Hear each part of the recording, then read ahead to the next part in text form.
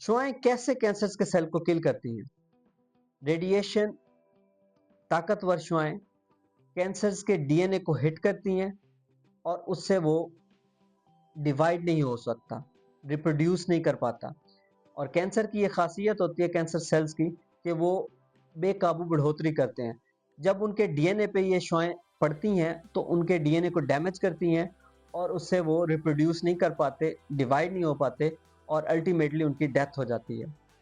अब बात करते हैं कि शुआएं की अकसाम क्या हैं। शुआएं की दो मेजर अकसाम हैं, जिसमें अंदरूनी शुआएं और बैरूनी शुआएं। अंदरूनी शुआएं को ब्रेकी थेरेपी कहते हैं और ये अमूमन सर्वाइकल कैंसर या प्रोस्टेट के कैंसर्स में इस्तेमाल होती है। और बैरूनी शुआएं जिसको एक्सटर्नल बीम थेरेपी कहते हैं और ये लीनियर एक्सेलरेटर्स की मदद से इस्तेमाल होती है।